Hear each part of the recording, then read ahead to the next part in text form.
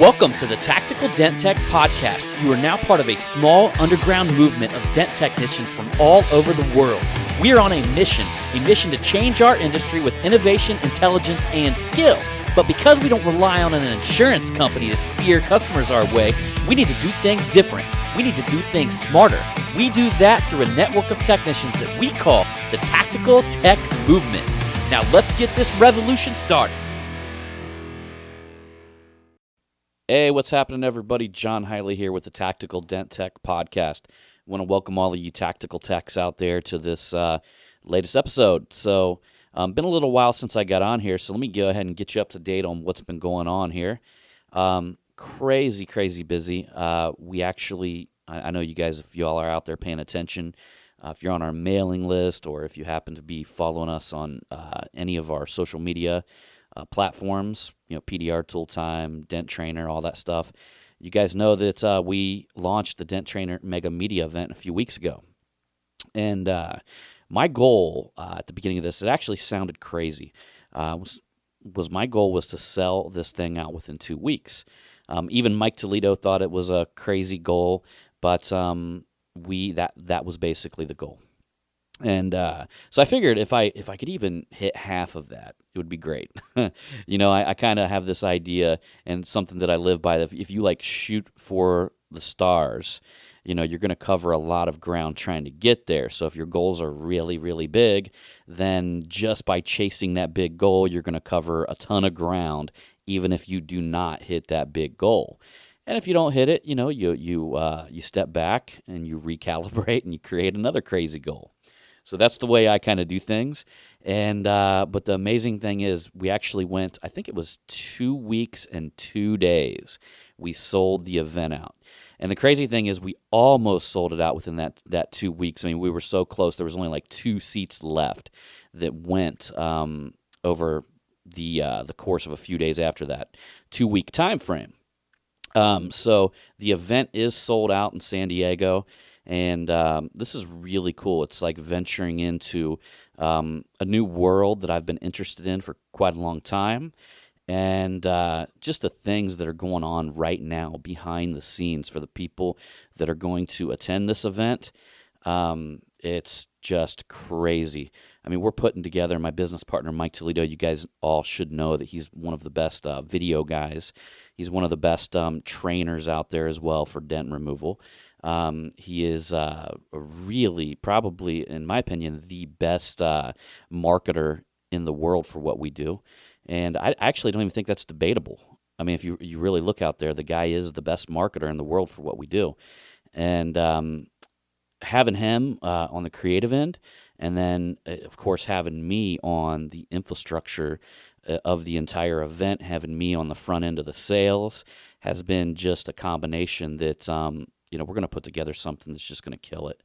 I mean, the people that attend this event are going to get so much value that it's just my personal goal to take these folks and take whatever they're doing in their life, whatever they're doing in their business, and completely transform it and completely take it to that next level. So being said, I want to talk to you a little bit about, I see a lot of people out there who, in a sense, they just want significance, okay? And I want to talk about the problem behind that, okay? So a lot of people just want that, okay? So they want people to acknowledge them as being significant, but they don't want to put in the work that it takes to become significant. And that's right. It takes actual work. And let me explain to you how you need to shift your way of thinking. So if you're looking to become actual man of significance, I don't like to call it that. I'd rather call it a man of value. But if you actually want significance, you have to bring value to people. And the type of value that that you got to understand, when you start bringing value to the world and you start pushing things out there, you'll never feel that you get what you really deserve, okay? And you shouldn't feel that you actually deserve anything, because that attitude alone is a attitude of that's that attitude that we have that created the welfare system. That's the attitude that we have that created all of this dependence out there, because people go around feeling like the world owes them something. Don't want you to be that kind of man or woman out there, okay? Y'all need to be the type of person that understands. I mean, Albert Einstein said it the best when he said, "Try not to become a man of success, but rather try to become a man of value." So he understood something. It's your intent behind it, okay? So if you go out there and you continuously add value to people's life in the world, eventually, I don't know if it's going to be a year, if it's 2 years, if it's 5 years, if it's 10 years, it doesn't matter, because the intent is what matters. So when you go out there and you add value to the world continuously, and you focus on adding value to other people's lives, eventually a wave will come behind you, and you will become that of a very successful or significant person. The big problem is when people are significance driven. It's a selfish attitude. Everything they do has a motive behind it that's just me, me, me, me, me, right? And the crazy thing about that is that you actually become insignificant. People see through that. Maybe not all people. It's amazing what I see some people following and liking and being a part of, or the little tribe they gather with. But most people will see right through the individual who is nothing but significance driven, meaning they want to take from the world, okay, because they're entitled. They want to take from the world, but they don't want to give anything of value in return. So I want to encourage you, all you technicians out there, to understand that you should live by giving that value first, okay? There's nothing better that I've ever felt in my life than hearing of like I impacted somebody in a way that completely changed their life. I mean, there's nothing better than that, okay? So if there's something you want to get addicted to, I guess we all have our addictions. I mean, I'm about ready to go hit up my second cup of 5-shot Americano coffee this morning. But if you really want to be addicted to something, be addicted to creating other people's success in other people's lives. Now, I'm not talking about giving anything to anybody, okay? Because ironically, the weirdest thing is the more people pay for something, the more they value it. And probably the least successful people that I've ever worked with in my life are cases that I took on like pro bono. It's so interesting, like people, when they have nothing invested, they have nothing invested, okay? And it's amazing. So I've been on the other side of the table where I've written a $25,000 check to an individual who was there to teach me something in a relatively short amount of time. That right there is a game changer, because you know what? If I don't do something, if I just spent $25,000 on this consulting and I don't do something with it, then I'm a complete idiot. Now, if this guy would have came out pro bono and just helped me out, it would have been nothing like a YouTube video or something like that. There would have been no change behind it. Successful people know that. So I spent a lot of time with some successful business owners around here. In fact, one dude, he was on one of my earlier podcast, one of the John and Tom 360 podcast. Early on, his name is Greg McAfee. Did a marketing presentation for him yesterday. He's a man that understands that. I mean, he's the most successful heating and air company in the Midwest. The guy really understands that you put your money where your mouth is, your body's going to follow. You're actually going to create some action, and you're going to make things happen, okay? Going back to becoming a man of value rather than a man of success, I want you guys to go out and intend on doing that. Deliver your message to the world. Whatever you can do to bring people up around you, okay? Do it. You know what I mean? Do it, and don't expect anything in return. Just understand that one day it's going to all come back to you, and live like that and just see how it feels, see how it is to be that type of individual moving forward like that, So that's my big message today.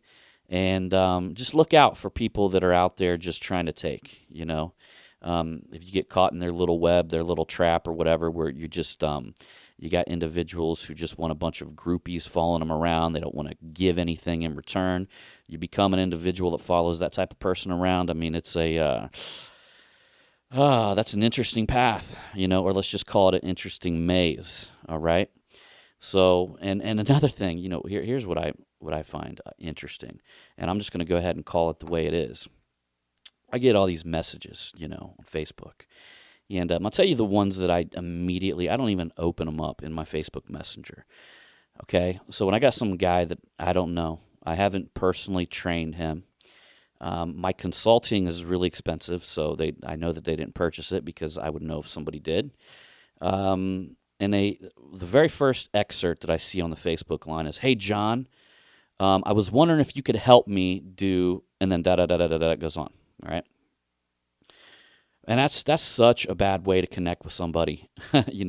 I would personally never reach out with somebody at that extent. You know what I would do if I really wanted somebody to help me.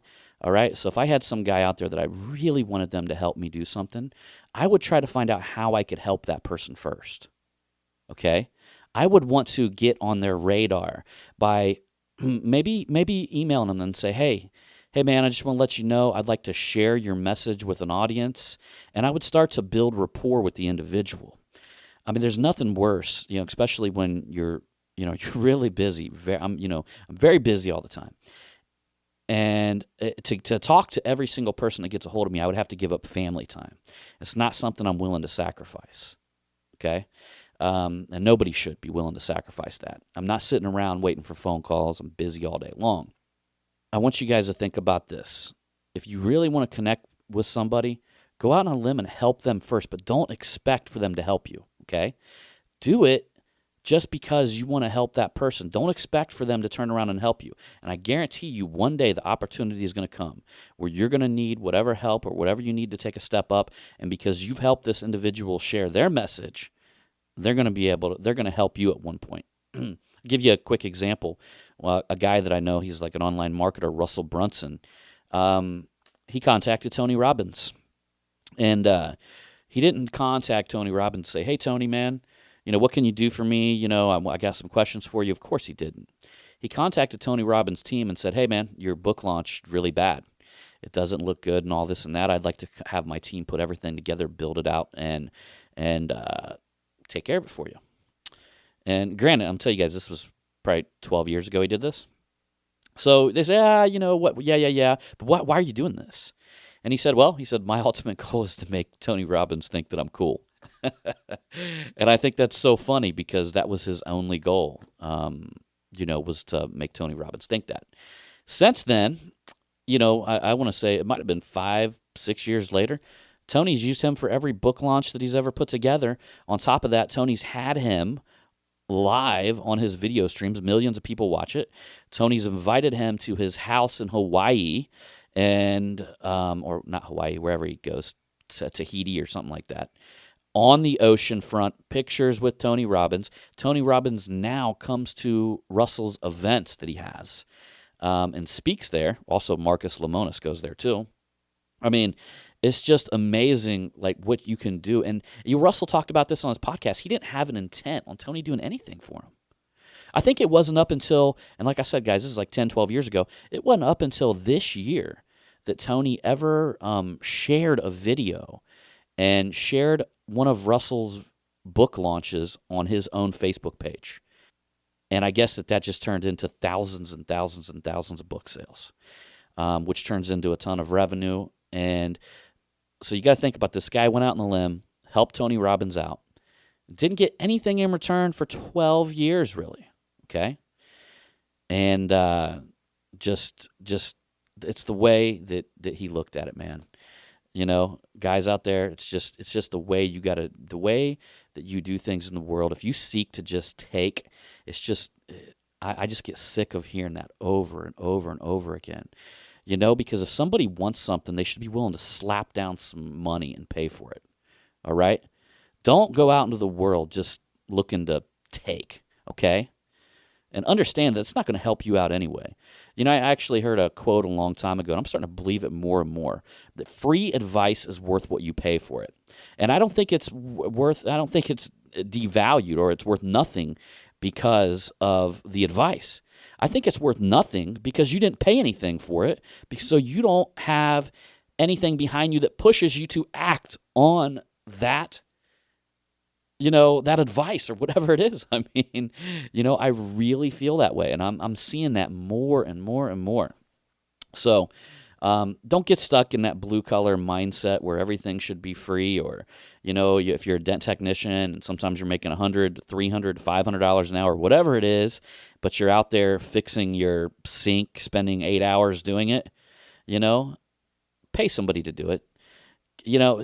Just stop trying to nickel and dime yourself. You're literally stepping over a quarter, or you're stepping over $1 to pick up a quarter. It's insanity, guys, okay? So anyhow, that's my little rant. And just want to let you guys know, I'm going to keep on trying to get these podcasts out more frequent. And I love having you all here. I appreciate you guys coming along for this podcast. You guys should see something. I'm building out the sales system for the Tactical Punisher, which is my new tactical hammer. I'm hoping to have that launched by the weekend. This thing is phenomenal. I'm getting crazy reviews everywhere. It's probably the lightest blending hammer in the world. It's or very, very close. I mean, this thing is super light. It's much smaller than the full-size tactical, so I had a few requests to get something that was a little bit more compact and tightened in for some guys out there, and been sending them out, and people been testing them, and it's getting nothing but just raving reviews on this thing, and you guys are going to see why. So, but anyhow, I hope to see that by this weekend. And anyway, y'all, again, I appreciate having you guys along for this podcast, and look forward to seeing you on the next one.